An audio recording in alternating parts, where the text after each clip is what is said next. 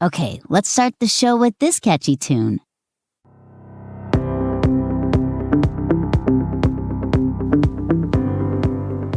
Welcome to the Heart-Centered Life podcast, where we discuss everything that relates to creating a life that makes you the most fulfilled. Join us every Tuesday morning for great ideas on how to use creativity to find that heart-centered space that is your deepest happiness, so you can then successfully create the positive change that you wish to see in the world. Now, here's your host. Hello everyone, this is Elena Boyd and welcome to episode 10 of the Heart-Centered Life. This is the podcast for busy professionals who are looking for a way to enrich their lives and live a more fulfilling personal and professional life. Through conversations about important topics such as creativity, wellness, and contemplative and mindfulness practices, I hope to bring you to a place of deep happiness where you can then meet your world's deep hunger. Because let's face it, we all want a better, more positive world, and it always starts with us being the best and most fulfilled individual we can be. If you like what we are trying to do here, I would ask you to please connect with us. Spread the word about us or leave us a positive review on iTunes. About our guest for this episode, she is Wendi Michelle, who is a precision wellness specialist and a health advocate. She talks about the value of investing in our health before we even lose it. This is especially important with busy professionals because we are so busy that sometimes we put wellness in the back burner. After talking to Wendi, I realized how much we take wellness and health for granted. And Wendi helps us see how we can protect our health and wellness so that we have some form of insurance against the day that our health or wellness is impaired by illness. Wendi also happens to be a Montessori school teacher, and I love her for that. Because Juliet is in the Montessori school here in Jackson, and Jonathan and I love that school. I hope you enjoyed the conversation I had with Wendi. And without any ado, here's the interview.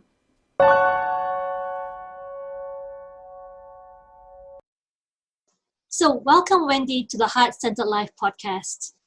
Wendi, you're an entrepreneur, you're a published author, you're a precision wellness specialist, a health advocate, a food and supplement formulator, and a hope expert. You're going to have to tell us what a hope expert means in a little bit. But I want to say thank you for coming on to be with us. I know you're super busy, and being able to spend this time with us, we're so thankful and grateful. Wendi is going to talk to us today about optimal wellness for the busy professional. So thank you, Wendi, for coming onto the show. Why don't we start by having you tell us a little bit about yourself and why you're so passionate about what you do? Sure. Thank you for having me, by the way. I really appreciate it, and I'm so excited, and I really love the concept of what you're doing. I think it's so needed, Thank you. more so than people realize, Thank you. It's that life essence that I think is missing Yes. from so many people's lives. So thank you for doing this. Basically, I've been in the health and wellness industry since I can remember. I've always really loved people, always, relationships, and also science. I love the human body. I think it's miraculous, and it just does super cool things. Obviously, when I started out being very young, I was still in high school, so it was a fun experiment. It was it was fun to be strong. I really liked to be in the gym, and I thought, this is so cool to feel this level of strength and to feel like I can do anything. And that emerged over time into more supplement coaching and nutrition coaching and personal training as well. I did a little bit of fitness competitions, which was just mostly so I could dance and do the things that I used to do when I was younger. Yes. And then I got very, very sick, and the doctors couldn't figure out what was going on, and that really shifted my perspective as far as what is this information that's available, because I was one giving it, right? I was one that was helping people learn about their health. And I realized I was not qualified, and I don't know. And I didn't know at that time what level of qualification is really enough. And are we doing a good job as, whether it is personal trainer all the way up to top medical, professional, do we have enough? Are we ever really qualified? And how do we make sure that at whatever level we operate, we're learning constantly, so that we're staying ahead of the curve to give people the information that they need? And I really had to dig deep for over 7 years to figure out what was going on with my body, how to heal my body. Would my body even actually heal? What are some myths that I learned as a personal trainer and nutritionist that I knew different now? And how could I take all that information and make sure that people were able to receive it, that it was available to them, and that it made sense to them, so that it was easy and applicable to their lives? Well, that's pretty much in a nutshell. Right. So let's dive right in. You say that you were diagnosed with this medical condition, and from what I've read and from my conversation with you, it's as if you managed to heal yourself, because the prognosis wasn't really good when the doctors told you that you were not going to recover. Can you talk a little bit about that and the science behind, how you managed to overcome that diagnosis? Sure. So it took actually maybe 2.5 years for a causation to be found. So that was the biggest hurdle, but also the most wonderful gift, because it gave me 2.5 years of researching every condition, everything that could possibly be wrong. So through the process, I was trying everything. I was trying more traditional medicine as far as Western medicine, seeing a lot of specialists. And I was also at some point kind of shifted and started incorporating more traditional Chinese medicine and holistic medicine and naturopathic medicine. It wasn't until maybe a year or so of implementing those items that they found out that I had late stage Lyme disease with multiple other autoimmune conditions kind of stacked on top of that. And so it was an approach that was very holistic, in that I utilized every expert I could find to help me navigate. So I would say that it was more about finding the right team of people and mentors and physicians who really understood the human body. And that, in all honesty, was a very difficult team to find. It was hard to find people who didn't mind my why, because everything was why. I'm eating really well, and I exercise all the time, and I'm 25, 26 years old. Why is it happening? And it was because of those people that I was able to utilize the different modalities that they offered within their respective fields and specialties, that I was able to really beat it. And I would say the core of that was specialists who understood that the immune system is really designed to take care of us, to look after us, to make sure that any invaders that don't belong are handled properly, which also means that organs and glands and hormones need to also be very much in balance. And if all of those things can become balanced and be treated, be supported, the body will really do the work. So I hate to take credit away from my body, because my body is what did it. My body is what it's been designed to do these things. And what I had was a great team of experts and people who understood the power of the body and didn't mind my relentless questioning about the whys and the hows and so on. So I did everything from IV therapy in a naturopathic clinic and different types of therapies there that had to do with, really cleaning the blood and supporting the liver and supporting my kidneys and all the glands that were previous to that shutting down, because I had been told by multiple doctors that best case scenario would have lifetime disability. And so they weren't even thinking it would be beyond 6 months at that point. So the fact that I was able to support all those systems, bring them back up, utilizing nutrients, micronutrients, macronutrients, herbs, nature, and when necessary, some prescriptions, because that's something that I think a lot of holistic doctors will say, there's a reason for all things under the sun. And at many different times we might need one or the other. So I want to make sure that gets included, because there was part of it where I needed some prescription medications to help me move the system. And so really it's a very broad story, in that there was a lot of things that came into play in order for me to be sitting here today. Well, that's amazing. I know the Chinese traditional medicine a little bit because I grew up with that, and I understand what you're saying about having things in balance.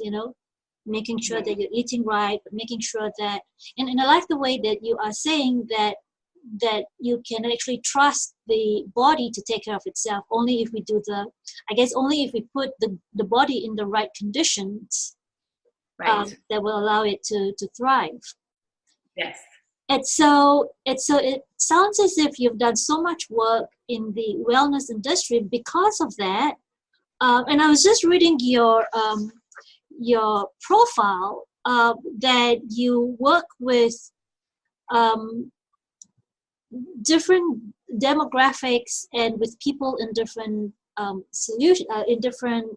situations, right? Like extreme athletes or like children in Montessori school, to bring out their interest in wellness. Yes. So can you talk a little bit about why wellness is so important, even for people who are generally healthy, like your 3 or 4 year old Montessori child, 3 or 4 year old child, or your athlete, who's not confronted with the problem of, oh no, my body is failing me. Why do we need to think about wellness at this, ever? Sure. I love this question because I see it as an investment. And I've found over time that especially busy professionals, especially people who are operating at their peak level or their optimal level or the highest of levels, are really the ones who will grasp that the concept of investing in oneself, because we will do things like get car insurance, and we're not anticipating a car accident. We don't go every morning, in our cars and get all uptight because we think it's going to happen today. But part of that also, I think, is because we know that there's insurance there, and we know that we've taken the steps to put in place what would be necessary in the event. So I think the mindset is one that we already understand, but it's just rarely applied to our health, right? So when you have, say, an elite athlete who is performing at a peak level, I find that they're more interested in how do I move the needle just this much more, because that gives them an edge for competition. But in the process, if you do it holistically, where you take care of all the systems, it's amazing how much the needle will actually move when you're supporting the glands and you're supporting the organs and you're creating new mitochondria, and all the things I like that are that. Yeah.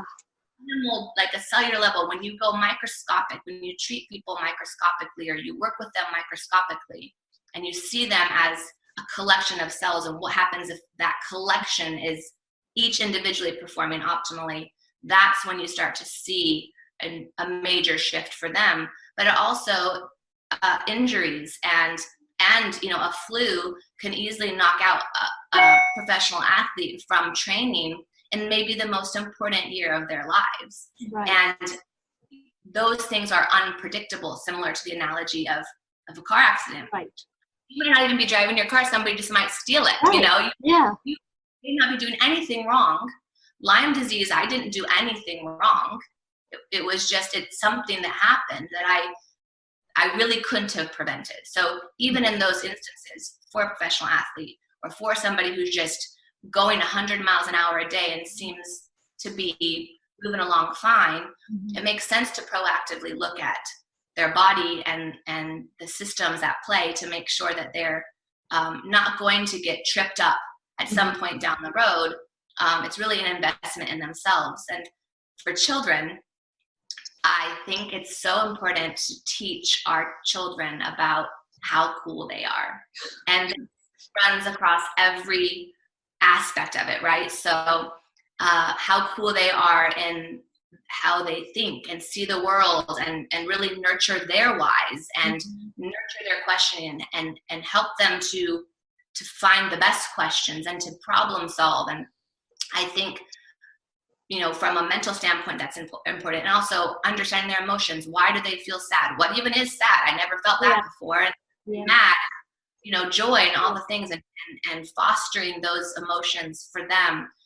And then also introducing to them, the power of food and what food does for their body and why it matters if they put this in or that. Because what I have found as a Montessori school teacher for a brief moment of my life, when kids know a why, they are so much more willing and excited to apply it. And when they know their bodies empowered. For sure. They just get so excited.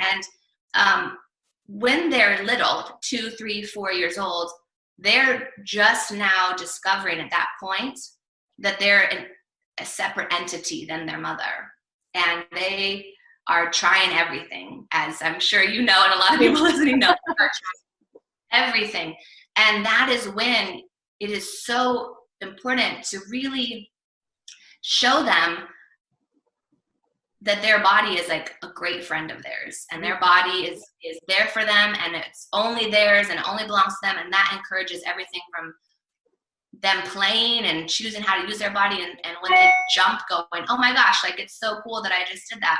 So that later in life, when some of the other challenges that they're going to come across, the stuff that we are learning now about social media and the stuff that these children are going through in self-image and seeing other children, seeing other people live a life that is filtered.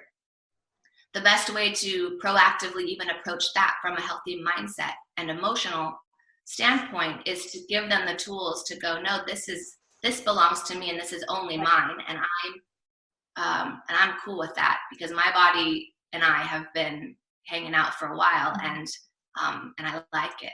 And I think that is yet to be seen, the power of that, only because there hasn't been a lot of intentionality behind that, especially like in a larger movement. So proactive work, I think, no matter which way you look at it or what demographic, it's something that will resonate and will also really encourage not just prevention of illness or disease, but encourage what is my potential.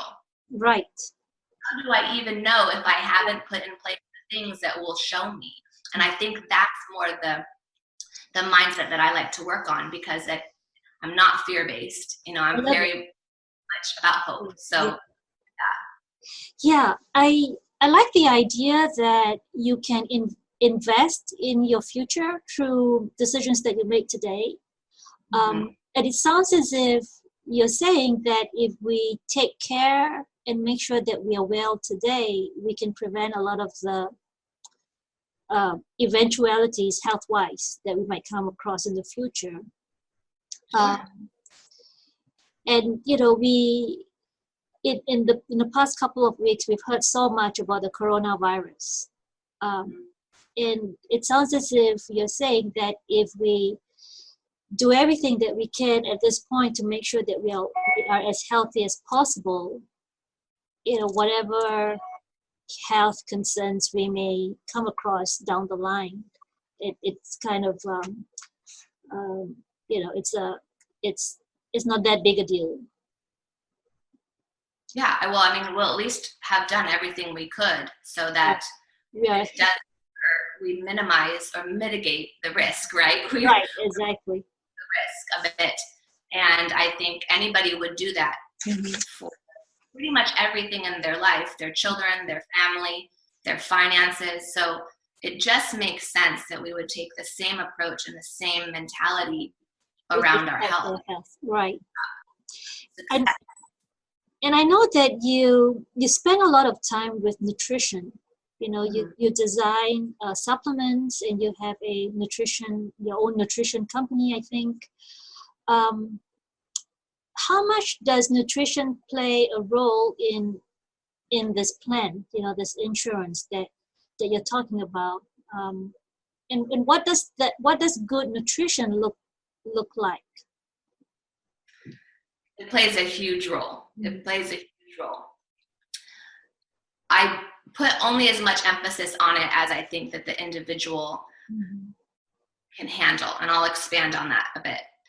I specialize in precision wellness, so I'm very much about the individual,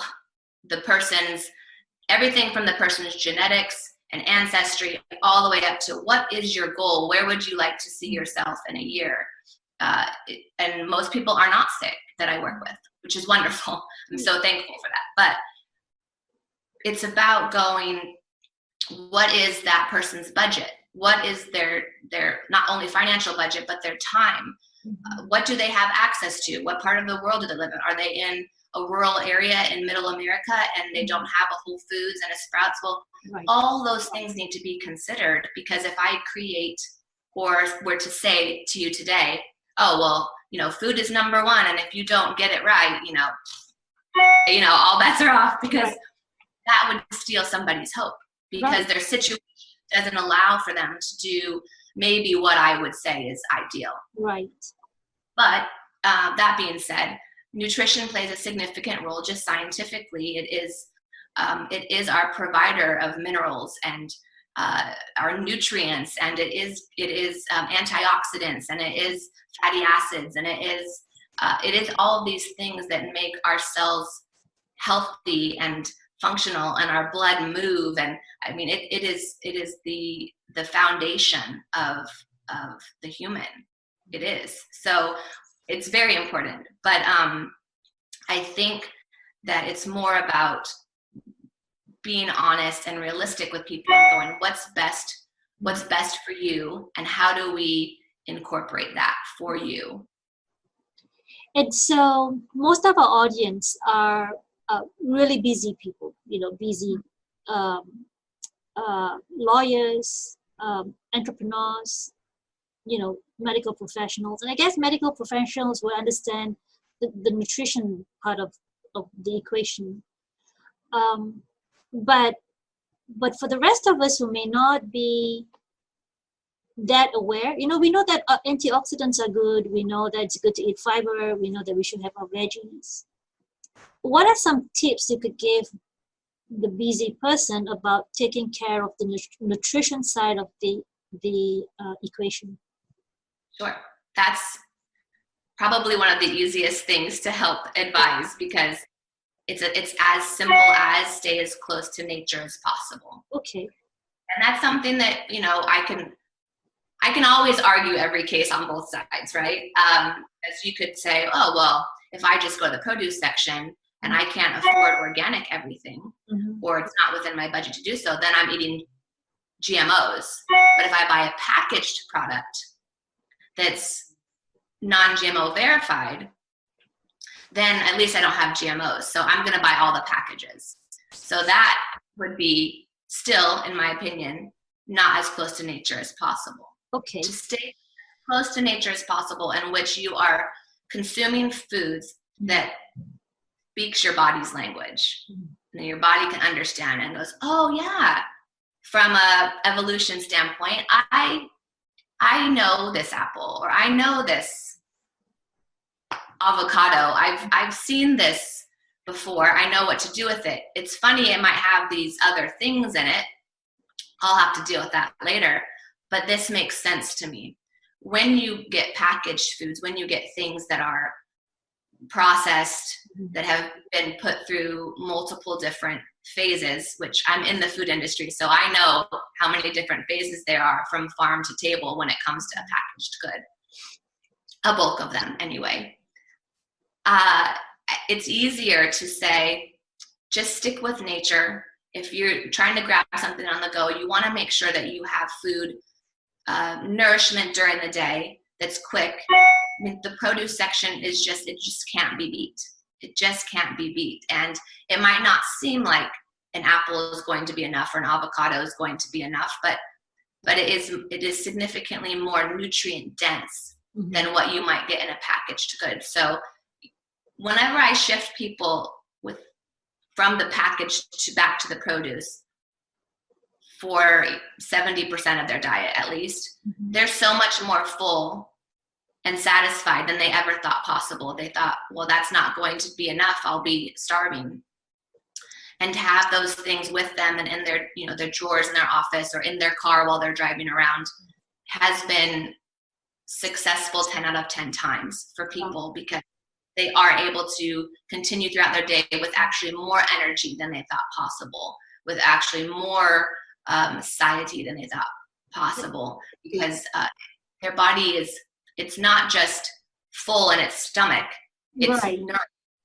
And that's the difference between being hungry and full, is are you actually nourished? That's a great way to think about it. So would you consider nuts close to nature, or would you consider that processed? Yeah, no, I think that nuts are, I think ideally, and I'm also very much about supporting local farmers. I'm about supporting your local areas. So I always encourage people, especially with kids, go to the farmers markets. If there's not a farmers market, find a farm. And whatever they do, that means it's growing in the soil. That means it's going to be similar to your microbiome because it's where you live. So it's going to be really nourishing to your system, but it's also very supportive to farmers. So I think that if you're going to do nuts, get them as local as you can. I am an advocate of non-GMO foods and organic foods. Again, it's just one less step the body has to work through. Yeah. I would say nuts, seeds are amazing. Yeah. Just amazing. Microgreens, sprouts, broccoli sprouts. Oh my gosh. Like the benefits of broccoli sprouts alone will shift somebody's overnight. Like it's just really incredible how much power is in some of these things that are in the produce I love section. sprouts. Yeah. Oh wow. Okay, so that's nutrition. Stay as close to nature as possible, because that's how our body can relate to that. Yeah. Okay. What are other ingredients in this insurance plan? Oh, so well, I do think that supplementation is helping us. It's sometimes difficult to get as many nutrients as we need from just our food, especially if we're busy. Because if I'm going to quickly nourish myself, it may not have been enough of this vitamin, but it had a lot of these vitamins. Let's say, say you get an orange or whatever, and you're all the vitamins and so on, but maybe you're lacking, some minerals or something. So supplementation, I think, is really great. Again, there's some, especially now, there's so many great companies who are really trying to do things well and lean more towards multivitamins that are more whole food based. So when you look at the back of the label, there's all of these foods and fruits and veggies on the back that have been incorporated into these capsules or these gummies. So you're getting all of the nutrients from whole foods. I think that is really important. I think it's really a wonderful thing to add in, especially because it's hard to get as many nutrients as we do need. I love things like colostrum. I think colostrum is wonderful, but it's something that you probably aren't going to go get from your food or from your farmer's market. So colostrum is a wonderful supplement to add in, and I am also a huge fan of NADH, which is like supportive of the powerhouse of every cell that you have, and it's something that as we age decreases. So it's something that we can support directly. And then I also love things like chlorella and spirulina and some of these green things that nobody's going to want to chew on ever. So in those instances, I think supplementation makes sense, especially because science has evolved in such a miraculous way, and it's moving so quickly right now that we're able to really harness some of nature's greatest gifts into a capsule or into a food supplement that we otherwise would never get to experience or have enough of to really see the benefit. So supplementation, I do think, makes sense to some extent. So when you talk about supplementation, I know there's supplementation in capsule form, but you would include things that we put in smoothies and all that, right? Powdered supplements. Absolutely. Mm-hmm. Yes. And again, even in those instances, I'm still a huge advocate of staying as close to nature as possible, making sure that those powders are being processed by or manufactured by reputable companies who are ethical in their standards.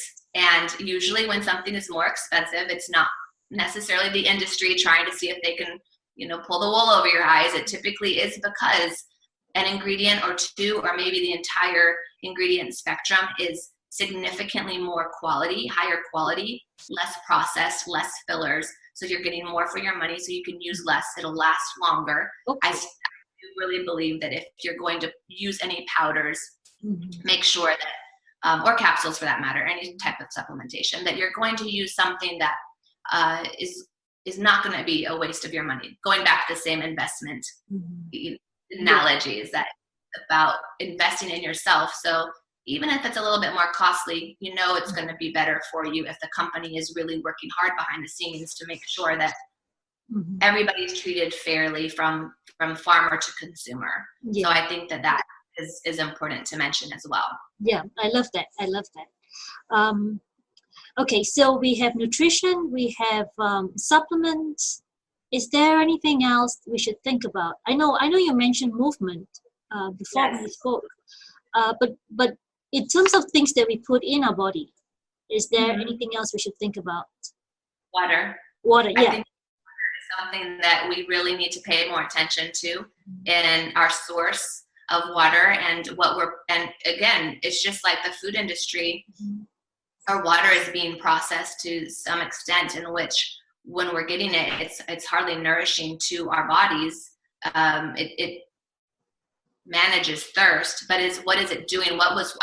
We are primarily water. So when we're choosing our water, which are we choosing, and how is it actually helping us? And is it fulfilling the obligations that water has to us?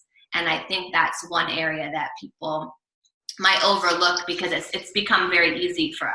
We'll just use the filter, or we'll just use the plastic bottle in the break room, and we just don't think too much about it. But it's another area that when the water gets optimized for people, that their energy levels even in the colors that they see and how they process information, just shifts, because the water is fulfilling the obligation of the body, which is really important.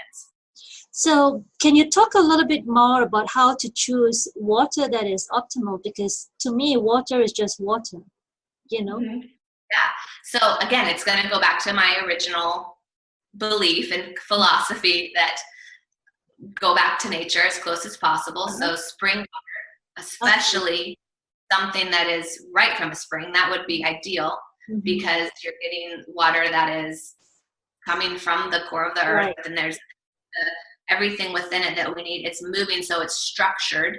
The molecular structure of the water is similar of the body in that space. Anything like that's the way that the water runs, it does something to the structure of the water, which is a very fascinating but lengthy conversation. So anybody who wants to look more into that, just Google or research a bit about structured water and what that is and why that matters, because it's really beautiful and significantly profound. There's a place you can actually go online called findaspring.com, I believe. I'm not sure if it's .com or .org, but I will look it up for you. And it'll show you where there's springs around your home, all across the organization that has developed a map system of all these springs. And it's a very interesting experience, if not just for one time to go collect your own water. There's something really beautiful about that work. And appreciating what water is and Love this. Yeah. connect with nature in that way. And then, oh my gosh, when you taste it, There's no water going back. Yeah. Okay. Okay. get some jars and collect some water. And then if that's not an option, which I know it's not, especially for busy professionals, there are companies that have been putting together delivery services for spring water in glass, and will teach you how to store it and make sure that you have it proper. So it's just as easy as going to the filter from whatever other unnamed water company that's in plastic. Yeah. In convenience, it's just a little more expensive, and it just might require a little bit more research for your local area. And then next up from that would be bottled water in the grocery stores that are in glass, usually a darker glass, like a darker green.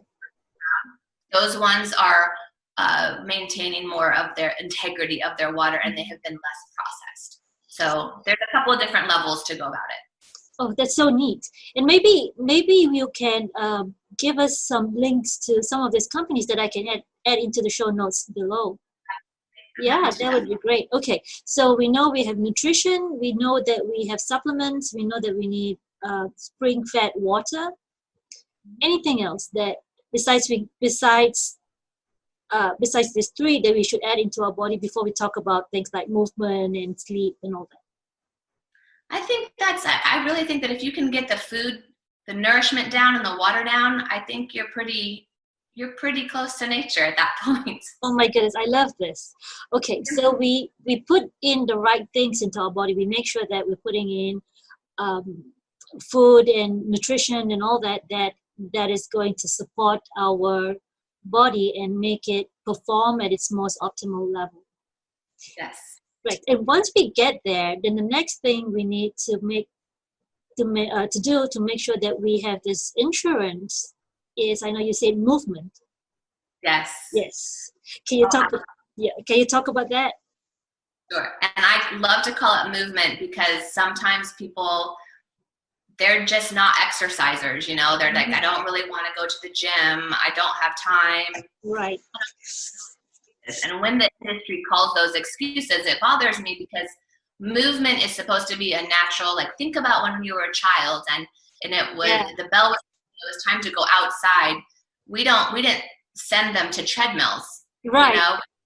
We didn't flip on the light switch of the gym inside the school. So, everybody go exercise now. They just moved. Right. You know, moved. And some of us, we moved by running off our energy back and forth across the playground. Some of us swung from bars and hung upside down. And some of us, you know, pumped our legs and were swinging. To me, it's about movement and what feels refreshing to the individual. And that might be a hike. That might be a walk around in the morning when the sun is coming. Ride. Yeah. It might be a bike ride. If you can get outside to move, that is the best. That is the best thing to do. It doesn't matter how many calories burned or any of that stuff necessarily until you need to get goal specific, perhaps. But in general, just adding in movement, even if you're busy during the day and you've been, you know, stuck inside and you have 5-10 minutes to get outside and just take a brisk walk, that to me is the most important thing to incorporate without having to worry about, you know, well, did my heart rate get up? Or let me count my steps. Like, I think a lot of those things, although we do like to, you know, label our stuff, I think that those things take away from the holistic benefit of movement. It's supposed to be about clearing the mind and refreshing the spirit and breathing the air and just moving ourselves from screens. Because if you go from office to gym, you're really in the same environment. You're still looking at screens. You're still breathing stagnant air. So I mean, movement in the sense that is most natural for the individual, similar to what you might have done as a child. That is a major key factor in just experiencing optimal wellness. And I love what you say, because when someone tells me, okay, we need to go and exercise now, it takes the joy out of everything. It's like, oh, I have to, right? But yesterday it was such a pretty day. We were out, we were walking up a hill, and my daughter ran, and she said, run after me. There is so much joy in that compared to I have to get on this treadmill and I have to burn all these calories up or else. Yes, yeah. And I love it. And the body's listening. And that's something that Dr. Bruce Lipton has incredible work on this. And so anybody listening who wants to dig deeper into this particular thing I'm about to say, Dr. Bruce Lipton is the one, and he has many, many books. Okay. Biology is potentially the best one. Okay, I'm going to get his name from you again, and we're going to put that in the show notes. Okay, no problem. So I've always kind of had this thought that, our bodies are listening. So when we're thinking something, our bodies are not emotional. Mm-hmm. They're just waiting for instruction. What should we do? and whatever we say is what it's going to do, because it's for us. Mm-hmm. So if we say, oh, now I have to go to the gym, and I'm, now I have to burn all these calories, like the mental feeling that we have of like, oh, that took all the fun out of it. So too does our body feel that way about it. Yeah. And even thinking like, well, this isn't going to do anything. I'm just walking around the block for, 20 minutes. But it's like, did you hear that, everybody? This isn't going to do anything. So it's more about going, let's just really enjoy what we have and get the joy out of it. Let's get the fun out of it. And our bodies, you will be shocked at how our bodies respond to something that feels free and versus good, something regimented in a way that we're really anticipating a specific result from. The body just responds differently. Our bodies are listening. So whatever it is, whatever perception you're going to have about the situation you're about to do, your body's like, got it, noted. We're doing that. And if it's positive or negative, mm-hmm. It's not emotional. It's just waiting for instruction. That's so good. That's so good. But the one thing that I did realize is that when you're out in the open and you're doing things, right, and you're moving around, you don't end up, or I don't end up the day as tired as I do when I go to the gym, or make myself exercise, Sure. Yeah. Absolutely. I think a lot of it has to do too with, and depending on how the gym is set up, but gyms are, they're all fluorescent lighting. Yeah. Yeah. Those are just energy sucks in general. Yeah. It's under fluorescent lighting all day long, and then you're exerting physical energy under them. You're expending, your energy expenditure is significantly different than if you're getting energy from the sun. I love it. Yeah, I love it. Yeah. Yeah.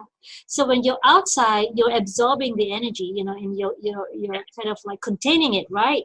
And then when you're out on the treadmill and in this gym under fluorescent light, you're making yourself work, and all this energy is coming out of you. I love it. I love it. I love it. Yeah. Okay. Anything else about movement before we move on to? I know you said sleep is really important, but before we move there, I think just on the topic of movement, I also feel like professionals who are at desks, making sure that they are standing when possible, mm-hmm. Getting standing desks, asking your company, asking the people, or man, what a cool thing if somebody listening is the owner of a company who has a lot of individuals at desks. Invest in, I don't know, they're less than $100, mm-hmm. but you can get a stand just for the desk that goes up and down, and the employee can stand and or sit during the day. And that makes such a huge difference. It doesn't need to be as crazy as a treadmill desk or a bike desk, but moving up and down throughout the day. I don't sit when I'm at my desk ever, not in my home office and not in my other offices.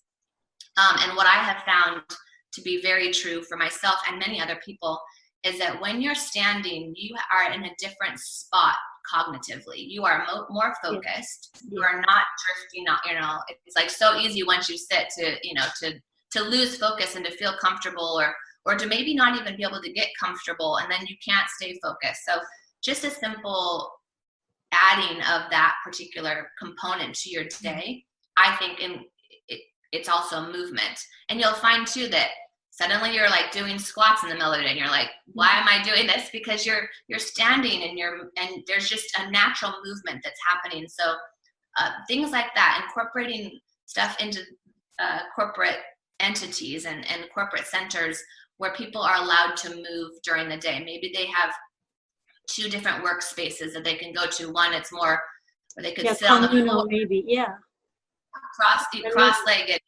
and sit in a way that they're stretching a bit, and then go back to where they're standing a bit. That, to me, if we could do that more often, I think that we would see our health of Americans increase significantly. I love that. Yeah, so that, I think that's something that can be quite easily incorporated, right? I mean, for listeners who are listening in, especially, I think lawyers, we tend to be desk bound a lot. I mean, we run off the court and all that, but when we're in the office, we're kind of desk bound, and the fluorescent lighting and everything is pretty much stagnated. So I like the idea of more like a communal area, or like an area where you could just stretch out. Yes. Maybe Google is a good place or a good model to follow, right? Sure. Google, Facebook, some of these tech companies are really able to incorporate some great concepts for people to feel creative. Like I mean, it's intentional because people are going to be there longer because they are to escape. Because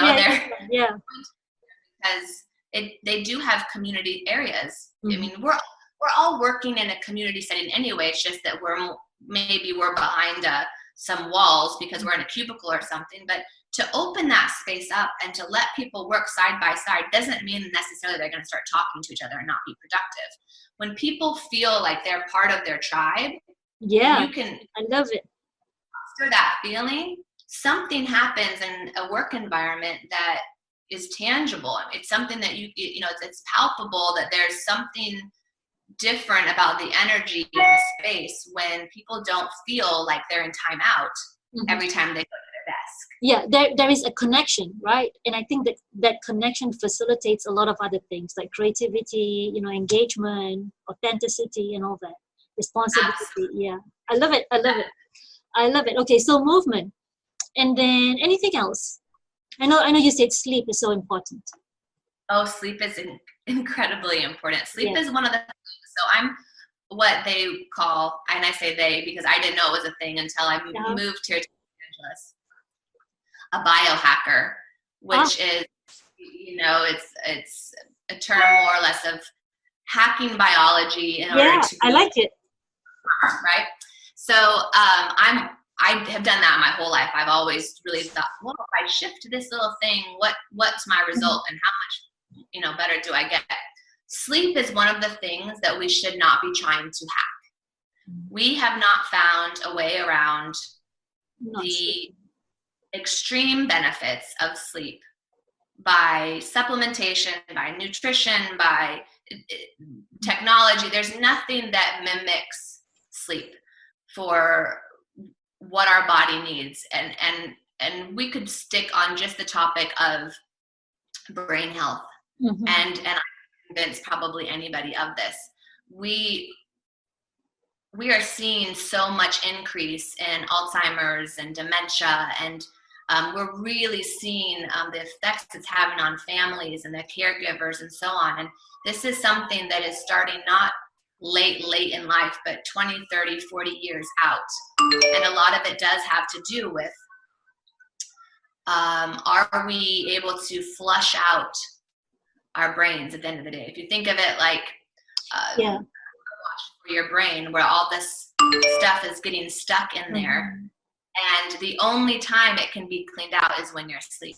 So that's just one piece to like a very, very I guess complex issue. Yeah.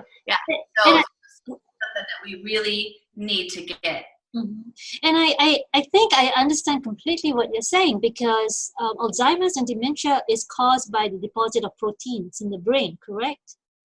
And I also have read elsewhere that when you sleep, the brain cleanses itself. So I guess it's cleaning those proteins out, right? It's like a power washer. There's like a Yeah, power washer. yeah, I've heard that. Yeah, But it's all the debris of the processing of the whole day. There's debris, and so you want to wash that out. And that's just one element. But I think that also recovery, your immune system is able to do things while you're sleeping that it can't do. Your hormones, your pituitary gland, your hypothalamus, all of these different systems that are in play in order to keep the organs and the glands and the hormones balanced and level are happening while we're sleeping. And so when you don't sleep, you're really limiting your body's ability to work for you. You're preventing it from doing its job. So that, and another analogy that I use for this, which is kind of an interesting one, is like, at the end of the day, you send your child to school and they go home at night, and then the janitor service comes in at night, and they, there's all this, especially kids, right? There's toilet paper all over the floor, and there's papers everywhere.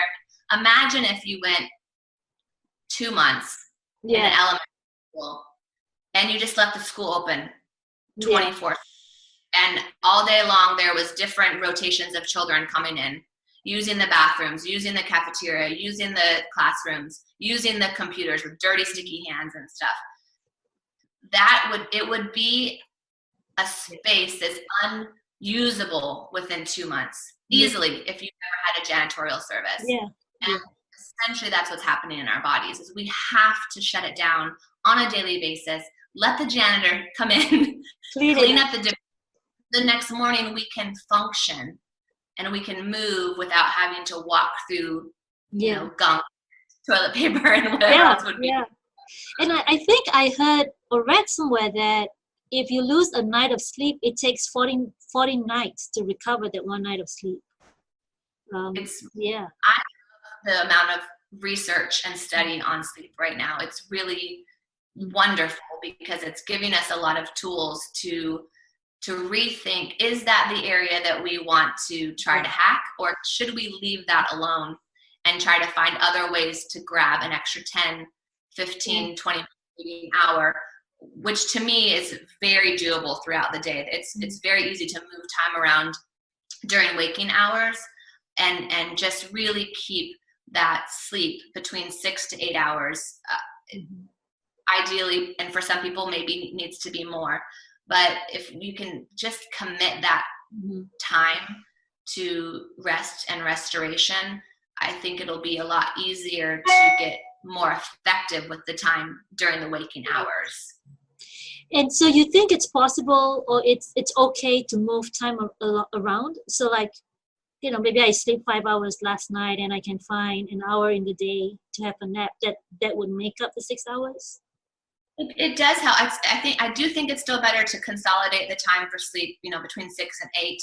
And then what I find is most people stay awake at night to accomplish something more. So they're missing sleep so that they can finish that paper, or so that they can, continue their research so that they feel more prepared for the next day. So I feel like it's more about get the sleep and then move time around during the day to make sure you're getting everything accomplished, so that there's need to try to squeeze it in the middle of the night. That to me is probably the better way around it. Now, in real world, especially I know with a lot of physicians and professional attorneys, like there is going to, and I know entrepreneurs, there are all-nighters. It is just part of the deal, and you will find yourself being awake, working at 3 o'clock in the morning and not having slept yet. And under those circumstances, yes, naps are helpful. Meditation is helpful. There's a really cool science out there. It's a modality called neurofeedback, incredibly helpful at really creating neuroplasticity in the brain, and creating resiliency to stress and things like that. Those are protective mechanisms that can be added in that would be really helpful to those seasons of life where, what, I love it. I'm behind sleep, but it's just not a thing for me right now. And that is a reality. And so I think it's important to speak to that as well and say, give yourself a little bit of grace in those moments, but do yourself and your brain a favor and get some neurofeedback involved as well, so that you are still investing in you. And when you come out of this season, you're functional enough to be able to either enjoy the fruit of it or continue moving it forward. I love it. I love it. I love it. So sleep is so important, and regardless of where we find the time, as long as we find the time to make up for that sleep deprivation, regardless of what we do, as long as we can do that. How to get the sleep, and then if we can't, then in these other and hopefully we don't get to the position where we are deprived, where we have to make it up. So it's bad to study. Okay, so we have nourishment, we have supplement, we have spring-fed water, we have movement, we have sleep.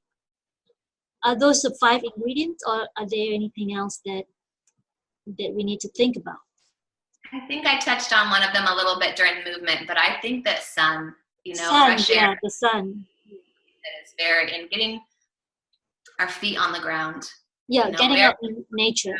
And just really, absorbing some of those electrons, and really being able to, there's a lot of nourishment in the earth. And if anybody is lucky enough to live by the ocean, there is not a better place to dip your feet in, and just, it's like a charger for the body, for the human body. It really is the ground. I mean, it's anywhere that you live. When's the last time? Most people don't go barefoot on the ground. And I like that. I want to ask you a little bit more about that. So I grew up when my mom would always say, put your shoes on. You don't want to walk out and have a ringworm dig into your foot, and And I say that to my 5-year-old daughter as well. Can you talk a little bit more about that? Especially when we're out in the garden and all that. Yeah. I think that there's places to choose. Okay. So, it's there's one thing about, like, this would be me. I'm taking my shoes off. I'm not putting them on for the rest of the day. That's just how I've always been. And I don't think about anything really. I'm not saying it's the right thing. Yeah. But that's a kind of an extreme version of it. And then there's where I'm at work, or I've been working all day long, and I need to really, I just am feeling a little bit fatigued. Going outside with, my slippers on or whatever, my flip-flops when I get outside, and then just take, kind of kicking them off and just standing on where there's some dirt. Yeah. Not necessarily a garden, not necessarily like a big open field, really any particular area other than just, some dirt, grass, something that will get on the bottom of the feet. Yeah. And get out in the sun, get some fresh air, and just connect to the earth. It sounds very woo-woo, but I love it. Yeah. Really great science coming out on grounding. It's called, if you want to search more on that, it's called grounding, and it's about just the frequencies of the body and what being on the earth does to the frequencies of the body when that's applied. So it does sound very, but I promise it's science. I think it sounds as if it's being more tactile, right? So the more feeling that you have with skin, and this is what I'm thinking, right? The more connected you feel, right? And the more connected you feel, whether to the earth or to things around you, then what I hope is that the connection builds out to people as well. Sure. Well, yeah. I mean, everything that's alive has a frequency. So there's an energy exchange happening at all times. Yeah. It's just exchange is happening.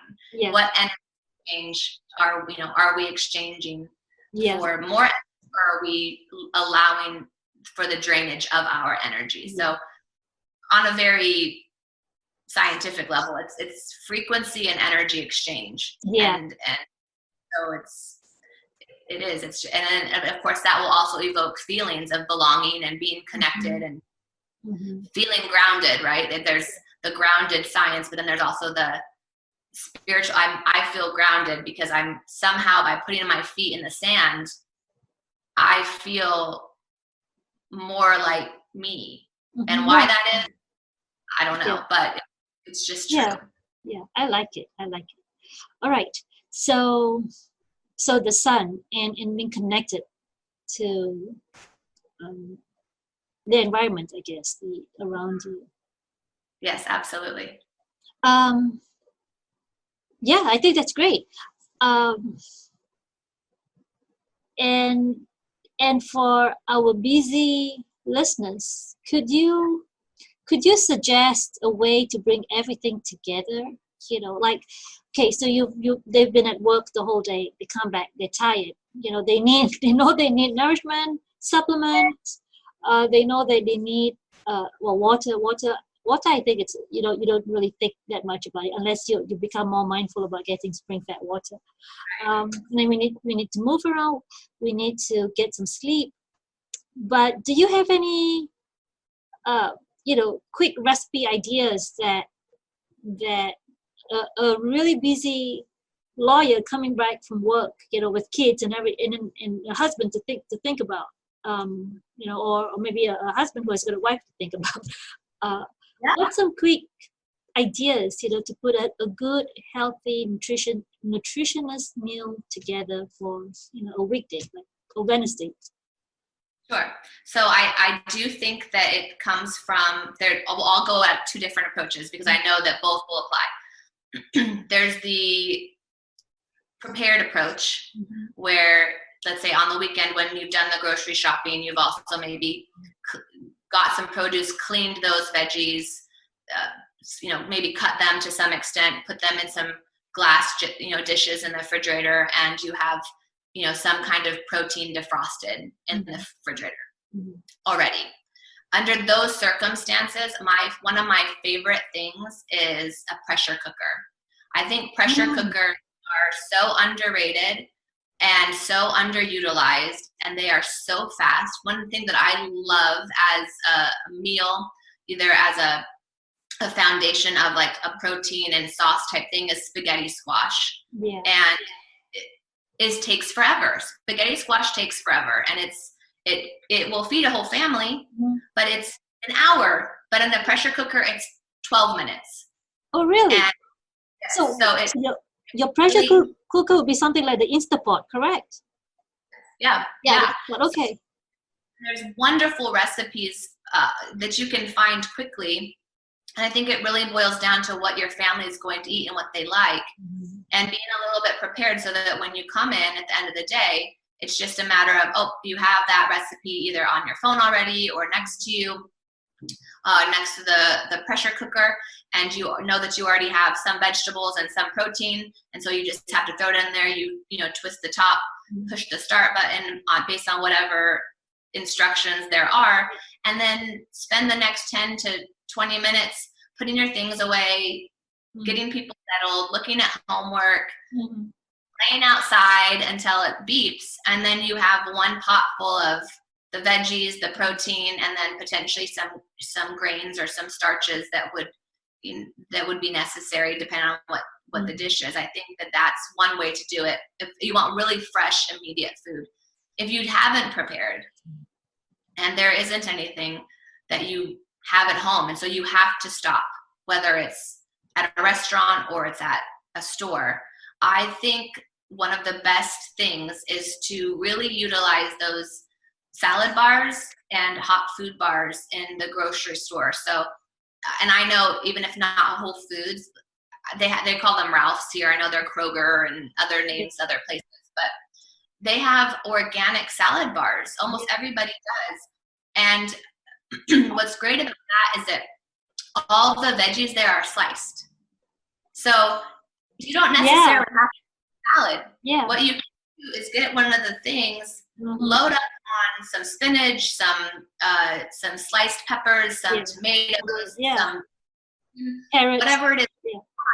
Take it home, throw it in a frying pan, add some eggs, call it breakfast for dinner. And it took you no time. It took you no time at all. And you're able to actually still cook. And it's great too because it's already pre-sliced. They're already cut.